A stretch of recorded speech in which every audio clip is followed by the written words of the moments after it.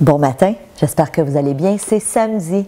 Et oui, fidèle à mes habitudes, aujourd'hui, j'ai choisi de vous parler d'un livre qui m'a beaucoup inspiré.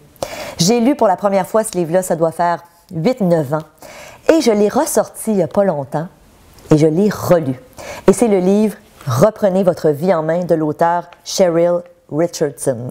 Alors, c'est une Américaine, donc elle a écrit ce livre-là au début des années 2000 et moi, j'avais mis la main dessus à l'époque. Je l'avais lu, je l'avais dévoré. C'est vraiment un livre qui, oui, nous permet de reprendre notre vie en main, mais une semaine à la fois pendant 1 an. Et aujourd'hui, ce que j'ai envie de vous parler, évidemment, c'est que dans le cadre de ce livre-là, il y a plusieurs outils.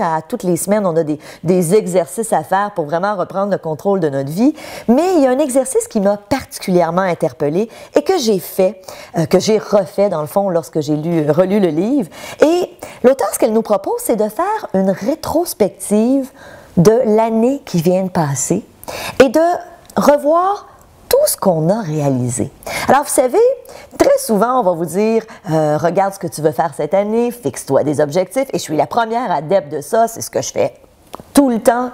Mais j'ai trouvé ça super intéressant aussi de regarder tout ce que j'ai réalisé. Parce qu'on est toujours dans la quête de vouloir atteindre de nouveaux objectifs, de réaliser de nouveaux rêves, et c'est très correct.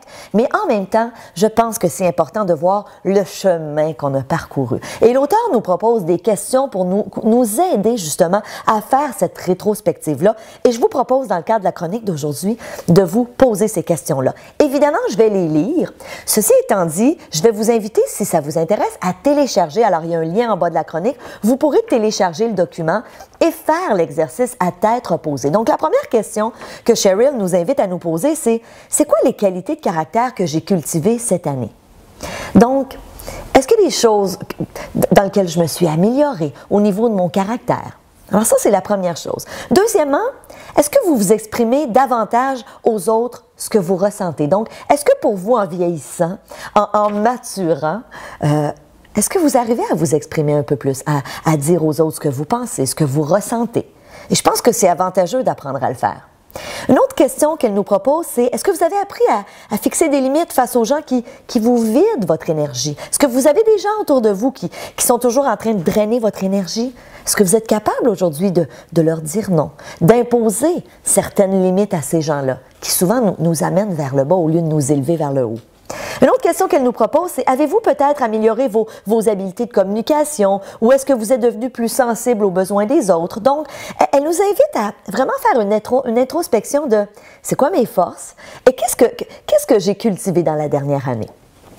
Ensuite, elle nous propose de se poser la question, est-ce que vous avez posé un geste de bonté ou est-ce que vous avez soutenu d'autres personnes d'une façon ou d'une autre au cours de la dernière année? Donc, pensez aux gens proches de vous, aux membres de votre famille, à des amis. Est-ce que vous êtes venu en aide à quelqu'un qui avait besoin de vous? Et si c'est le cas, dites-vous bravo, félicitez-vous parce que c'est important d'avoir des objectifs, de vouloir réaliser des rêves, mais c'est aussi important de souligner nos réalisations. Est-ce que vous avez aidé un ami ou un membre de votre famille qui a vécu un moment difficile?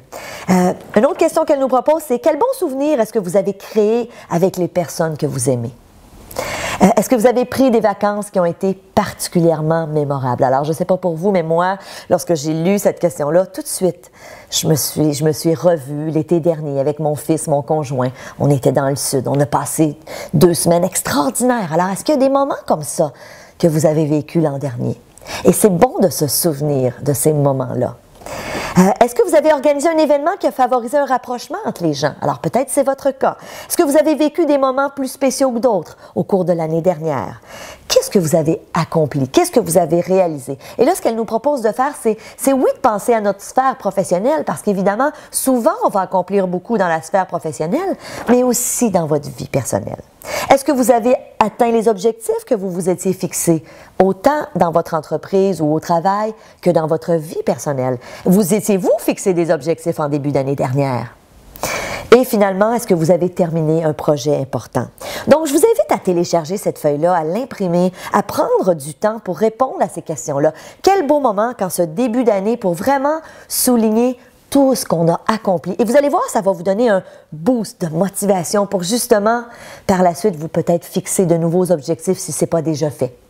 Alors, évidemment, je vous suggère fortement le livre « Reprenez votre vie en main » de Cheryl Richardson. Vous pouvez le trouver en librairie. En attendant, j'ai envie de vous dire, c'est samedi. relaxer, profiter de la vie, c'est important. Vous le savez, moi je parle d'équilibre de vie, je parle d'avoir du succès dans toutes les sphères de notre vie, mais de prendre du temps pour soi, c'est super important dans cette vie où tout va vite. Alors je vous souhaite un super bon samedi et en attendant, je vous dis à mercredi.